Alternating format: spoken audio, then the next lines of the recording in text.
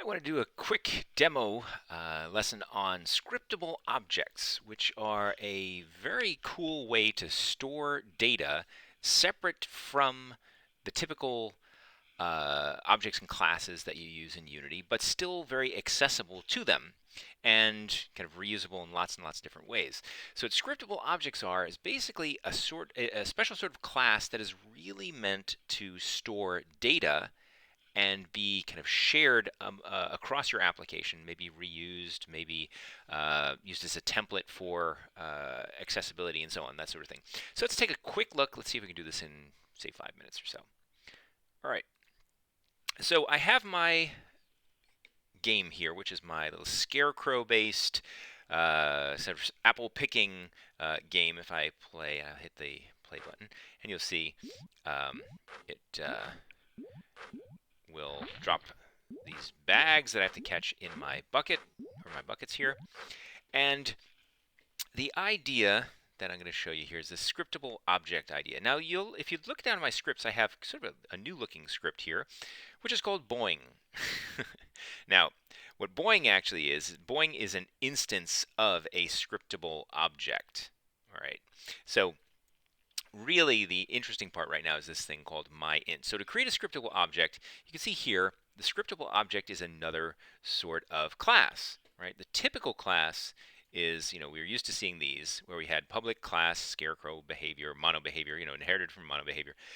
In the case of other scripts, same sort of thing. But now, in the case of a scriptable object, we have public class, and here this is what's called myInt, and it is inheriting from this thing called a scriptable object. So a scriptable object is a serializable, which means that it can be saved and kind of passed back and forth easily between the Unity editor and the Unity runtimes and DLLs, and it can even get, you can save the state while you're in the editor working on things kind of automatically for you. And it offers a bunch of kind of cool things. Now, one thing that's important, first off, you see obviously that you're inheriting from the scriptable object instead of the mono behavior, but we also see this modifier here called create asset menu. And that's important because generally what we're going to do is we're going to create these scriptable objects here in the editor. Okay, so they can be created in the editor based on this class. And let's see, inside the class, really if I was going to edit them, I would use my Visual Studio, of course. And I would set them up, I'd create them just like any other sort of class. And in here, for instance, I have a public int foo. I always like using foo. And we'll have a public float bar, for example. Okay, so we have a foo and a bar.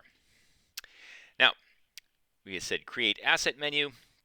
So I can come to my asset window here.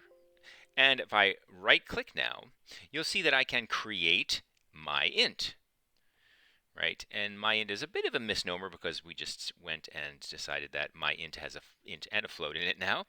Now, Boing happens to be one that I already created. I can create another one here. Create myInt, and we'll call this another scriptable object. We'll call it SO.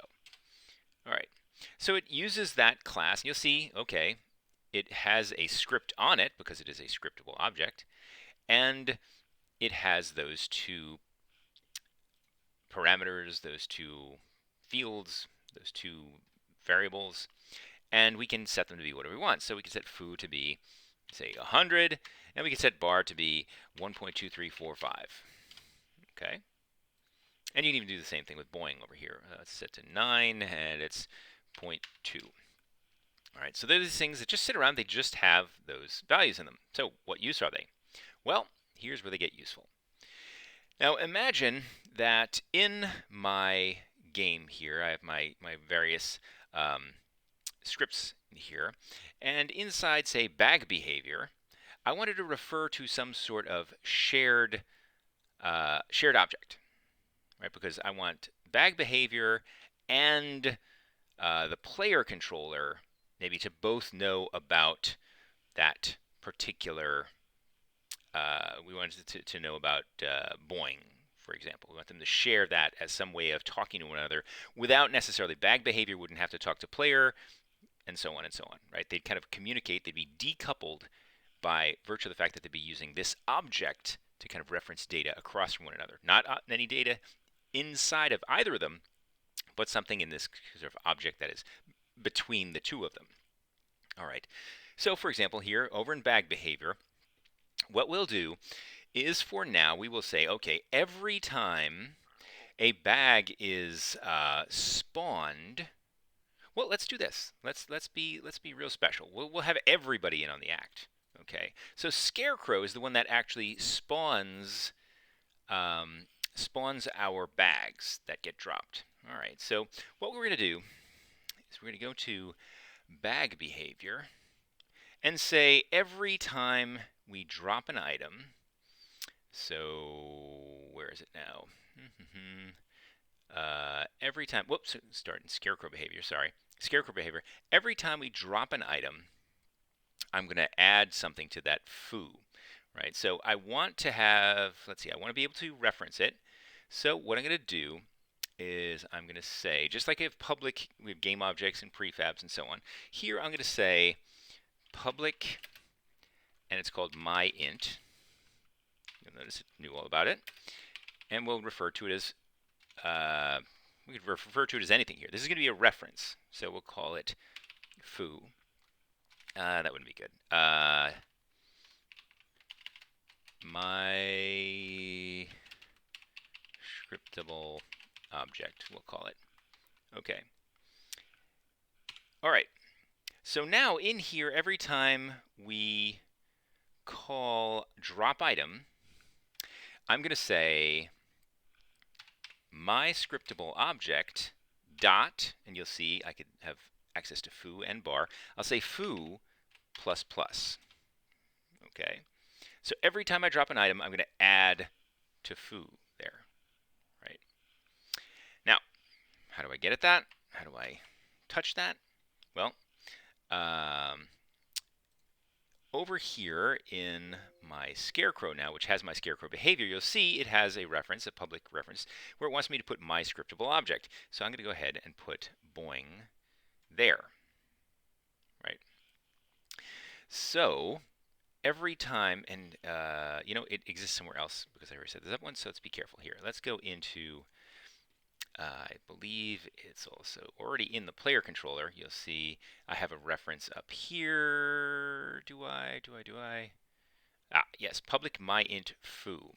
And we'll call that one my scriptable object as well. It doesn't matter because this is a local name that within that class, right? Here's, we're not used yet. And what are we going to do with it? We're just going to set, let's see, my scriptable object.foo equals score. That's not going to be good. I'm going to say,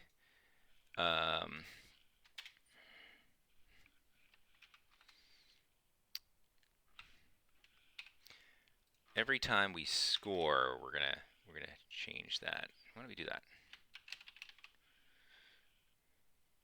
All right. What happened here? Oh, this is in the static. That's no good. This is a static object. We don't change that. So, not lose bucket and start. Yeah, maybe we'll do this. Inside of start, we'll do this. We'll say that we will initialize that to 100. Okay, so foo is initialized to 100 here, and over in the other one, it's going to, every time we drop an item, it's going to save, right? So it's going to add. So I come over here now, and I play the game.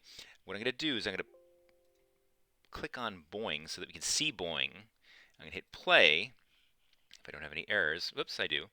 Object reference not set to an instance. Okay, so that means I didn't, okay.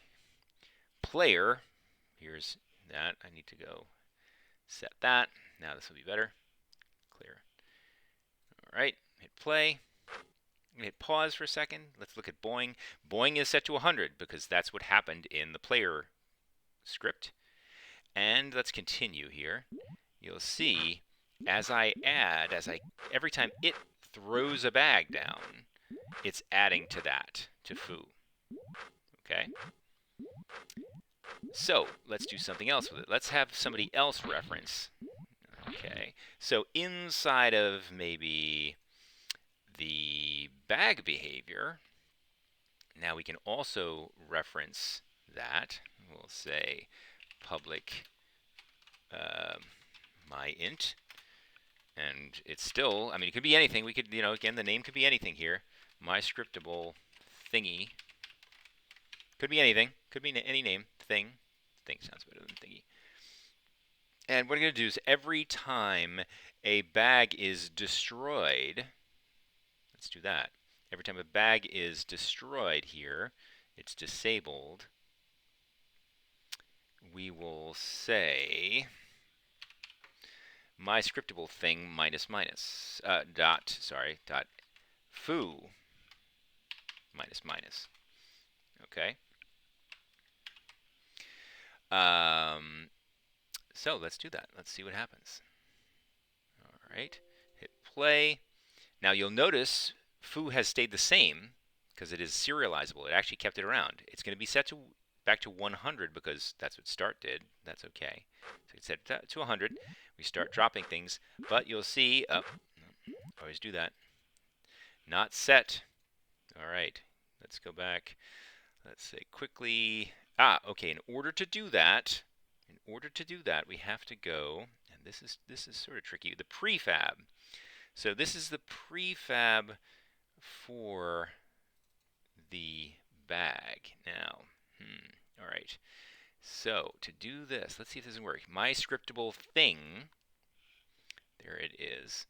So let's go to Scarecrow scripts. And let's see.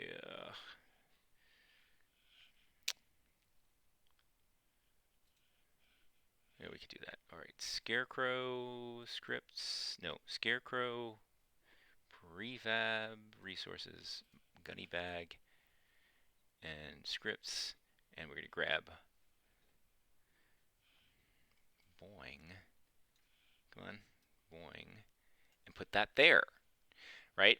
Now, because boing exists outside of a particular instance, I think this is cool. I think we're good with that, right? So now each one, anything that's instantiated is going to have, hopefully, access to that. So we'll see. Let's see if that works. Let's click on boing. And we will notice that, yep, as they're destroyed, we wind up subtracting off, right? So we wind up with, they increase and then they decrease as they're destroyed. So we're sharing this scriptable object that is of this type. We're sharing that across all of the scripts, and none of the scripts actually know about one another. All they know about is the scriptable object. So that's the power of scriptable objects, right? That they are a class that can be an object, a container to hold data that any number of other classes could potentially refer to. They're also a convenient way to just have, templates of data. Like say, well, all right, this one had 100, 1.2345. I could then go to player and say, well, okay, I want that to refer to this, It's independent now because that's a different one. This one is going to be changed by the player controller. So I can see here, as the game goes on, this is going to be set to 100 like it was in the player script. The other one is not going to be set to 100. Well, it started off at 100, so it persisted that way. But that's the general idea. We have these data objects that we can use, we can share, we can store different things, we can template sort of objects with preset values. So imagine you had, a level that had, a bunch of parameters to it. You could store that as a scriptable object and have all of your things refer to that. Or maybe you have multiple levels but use multiple scriptable objects as templates for the data for each one of them. So that's the idea. Wanted to be real quick to introduce you to the concept of scriptable objects. Hopefully that was a really good, what? Oh, 15 minutes. That was way more than 5 minutes. Okay.